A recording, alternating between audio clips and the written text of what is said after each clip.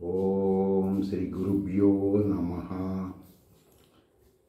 రాత్రి నేను తెలియచేస్తున్న శ్రీ విద్య నవావరణ గుప్త గాయత్రి గురించి ఒక శ్రీ విద్యా సాధకుడిని అని చెప్పుకుంటున్న వ్యక్తి ఆ మంత్రం గురించి కామెంట్లో పెట్టాడు.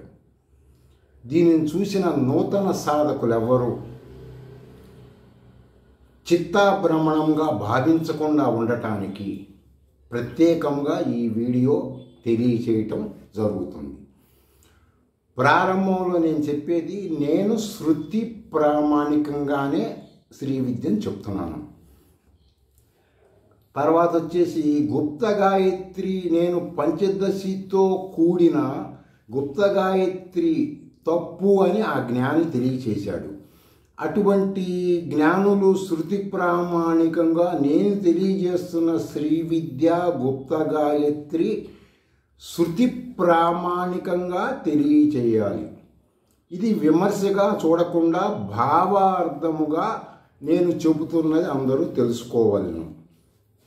పంచదశి శృతి ప్రామాణికముగా బహిరంగంగా చెప్పటం విరుద్ధము అని అతను చెప్పాడు. ఎట్లా విరుద్ధం అవుతుంది? శృతులు చెప్పట్లేదే ఆ మాట. మానవులు రాసిన గ్రంథములలో కొన్ని అజ్ఞానులు తెలియచేస్తారు. ఎలా అండి? వీటి గురించి బాగా వివరణ కావాలంటే సూర్యుడిని ఉపాసించే అనేక విధి విధానాలు మన ఋషులు తెలియచేశారు. ఎలా ఉపాసించాలి, ఎలా ఏంటనేది.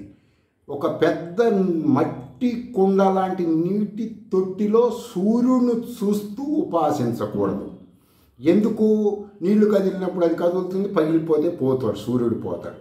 అలా ఉపాసించకుండా డైరెక్ట్గా సూర్యుడిని చూసే విధానమే నేను తెలియజేస్తున్నాను. తర్వాత వచ్చేసి జీవుడు చనిపోయిన తర్వాత మళ్ళా పుడతాడు. పుట్టినవాడు చావక తప్పదు.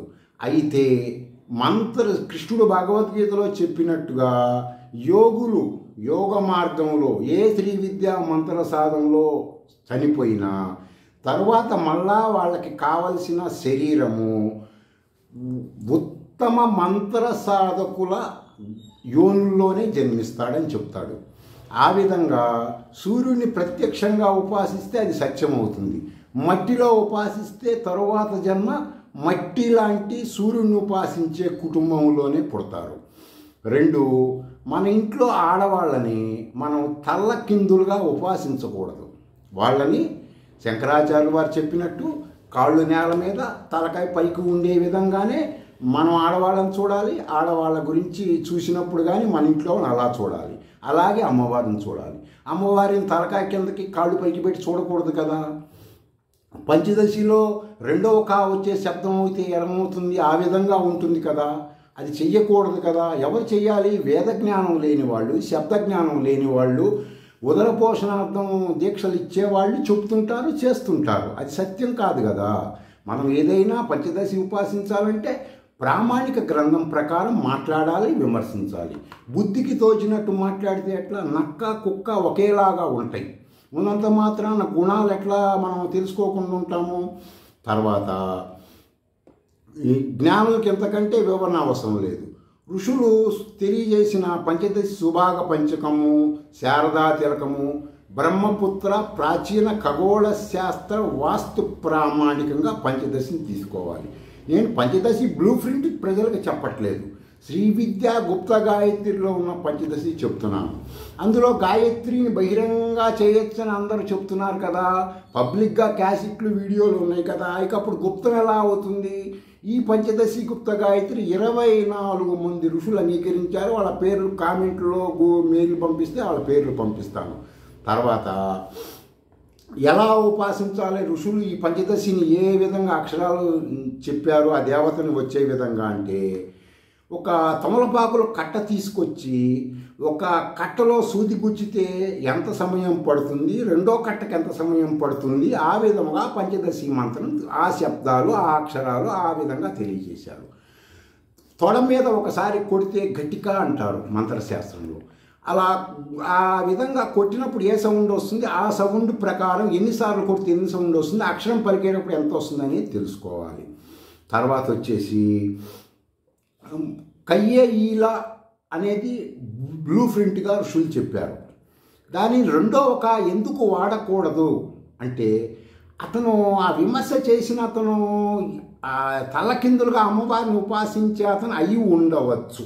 ఎందుకని చెప్తున్నానండి అంటే, కయ్యే అన్నప్పుడు ఏ తిరగేస్తే ఏ కా అవుతుంది. ఇది శృతి ప్రామాణికం. సాధకుడు, మంత్రదేవత, మంత్రము మూడు వేరు కాదు, మూడు ఒకటే. ఆ సూత్రం ప్రకారం శంకరాచార్యుల వారు చెప్పిన ప్రకారం కయ్యే ఈలా అని పలికినప్పుడు కయ్యే కలిపినప్పుడు ఈకారం వస్తుంది. ఈకారం పక్కన రెండో ఈ ఉంటుంది. మొదటి ఈకారం మంత్రోపనిషత్ ప్రామాణికంగా విష్ణు అంశ, రెండవ ఈ ఏమవుతుంది మహాలక్ష్మి. కూర్చున్న మహాలక్ష్మి ఫోటో పెట్టుకొని ఆ పక్కన ఈ అని రాయండి, రెండు ఒకేలాగా ఉంటాయి. కాబట్టి కయ్యే ఈలా అనేదే సత్యము. ఇది శృతులు చెప్పిన శ్రీ విద్య. ఈ శృతుల జ్ఞానం తెలియని వాళ్ళు అమ్మవారిని నిలబెట్టి తల్లకిందులుగా నిలబెట్టి ఉపాసించే వాళ్ళు రెండవ కా వాడతారు, మొదటి కా వాడరు. తర్వాత వచ్చేసి సాధకుడు పరమాత్మతో ఏకంగా ఉండే విధంగానే పంచదశి ఉంటుంది. పంచదశి వేరువేరుగా ఉండదు. కయ్యే ఈయన పలికినప్పుడు ఆ విధంగా శబ్దాలు అర్థాలు రావాలి. శ్రీ విద్యా మంత్రములు, గాయత్రి మంత్రము, పంచదశి కలిపిందే శ్రీచక్ర నవావరణ గుప్త గాయత్రి. ఖగోళ వాస్తు బ్రహ్మపుత్ర గణ వాస్తు ప్రామాణికంగా తూర్పు దిశగా కూర్చొని పంచదశి చేసినప్పుడు లకారము ఉత్తరం చూస్తుంది. మన భారతదేశానికి హిమాలయ పర్వతాలు ఎక్కడ ఉన్నాయి? సాధకుడు ఆ విధంగా ఉపాసిస్తే వచ్చే నష్టం ఏంటి? అందుకని పక్కన హ్రీంకారంలో ఆ యొక్క లోటుపాట్లన్నీ ఉండవు. సాధకుడు అంటే మనం దక్షిణం వైపు ఎత్తు, ఉత్తరం వైపు ఫలం పెట్టుకుంటాం కదా. పంచదశి మంత్రం లకారం ఉత్తరం చూస్తుంటుంది కదా. అప్పుడు ఏం జరుగుతుంది? అందుకని శ్రీ విద్యా గుప్త గాయత్రి నవావరణలో చేస్తున్న వాటి వలన సాధకుడు ఇంకా ఇంప్రూవ్మెంట్ ఉండి వాస్తుకు సంబంధించిన ఇంట్లో ఒంట్లో దోషాలు నివారణ చేసుకుంటాడు. తర్వాత వచ్చేసి సర్వ వేదశాస్త్రమైనటువంటి పంచదశి గురించి ఎవరితో ఎప్పుడు డిస్కషన్ చేసినా, ఈ సాధన చేస్తున్న నేను 50 లక్షల వారాహిలు చేసి ఉండి వాటిని ఈ క్షుద్రమైన చిన్న విషయాలు ప్రయోగాలు చేయటానికి చేయలేదు. షడ ఆమ్నాయం అంటే సర్వవేదముల అవతలు ఉండేది. ఆ జ్ఞానము నాకు తెలియచేసే ప్రయత్నంలో ఉండే నెగిటివ్ ఎనర్జీ అసుర శక్తులను నివారణ చేసి, ఎవరైనా పంచదశి గురించి అజ్ఞానం అవిద్యతో శృతి విరుద్ధముగా విమర్శిస్తే వాళ్ళకి సంబంధించిన జ్ఞానం కలగచేయటానికి ఉపాసించాను. అంతేకాని పూర్ణ దీక్ష పంచదశి నేను తెలియజేయట్లేదు. నేను తెలియజేస్తున్న పంచదశి ఏంటి? శ్రీ విద్య గుప్త గాయత్రి పంచదశ.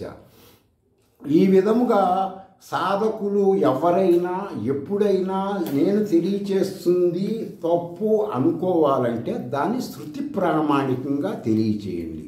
మీరేదో మీ గురువుల దగ్గర ఎన్నో కారణాలతో మీ మానసిక స్థితి, మీ కుటుంబ స్థితి, మీ స్త్రీల సంగతులు వీటిని ప్రామాణికంగా తీసుకొని వాళ్ళు తెలియచేసిన దాన్ని ఇక్కడ కామెంట్లో ఎవరు శృతి విరుద్ధంగా మాట్లాడద్దు. శృతి విరుద్ధంగా కయ్యే ఈలా విడివిడిగా పలకకూడదు. కయ్యే ఏ కలిపి చెప్పాలి, విడదీసి చెప్పకూడదు. విడదీసి చెప్పటం అంటే స్త్రీని తల్లకిందులుగా చూడటంతో అవుతుంది. కయ్యే ఈలా ఇది బ్లూ ప్రింట్ అయిన ఋషులు చెప్పింది. కాబట్టి ఆ సాధకుడు పెట్టిన కామెంట్ చూసుకొని అతను తెలియచేసింది ప్రతి ఒక్కళ్ళు ప్రతిరోజు కామెంట్లో చూసుకుంటూ అతనికి ఆ వారాహి కిరాత వారాహి జ్ఞానం కలిగించాలని నేను కోరుకుంటున్నాను. స్వస్తి.